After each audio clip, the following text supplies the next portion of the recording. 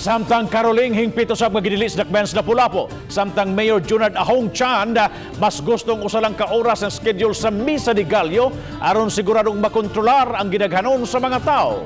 Si Luan Mirondina sa report.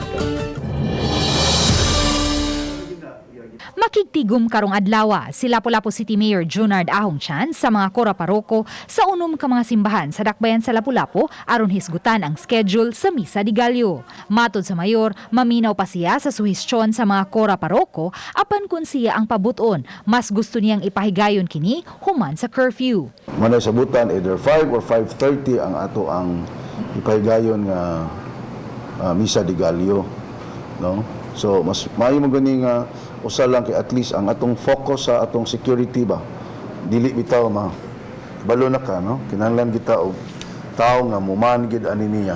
Matod sa mayor, kay 50% raman sa capacity sa simbahan ang tugutang makasulod, may mga lingkuranan nga ipamutang sa gawa sa simbahan aron masiguro ang physical distancing ug way tugutang magbarug aron malikayan ang pagdasok sa mga tao. Sama sa ubang mga dakbayan, higpit usab nga idili ang caroling aron kalikayan ang pagtakboy sa COVID-19.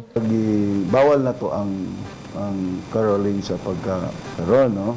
Para dili mo transfer sila mga lain-laing balay. So ang ato argud karon na ipalabay lang sa nato ang caroling, no? Gahapong adlaw, way natalang bag-ong kaso sa COVID-19 sa dakbayan sa Lapu-Lapu. Sa pagkakaron, moabot na sa 2,625 ang total COVID cases sa Lapu-Lapu City, apan naka-recover na ang 2,371 niini ug 135 na lang ang active cases. Uban ni Godfrey Rilien, Luan Mirondina, Balitang Bisda.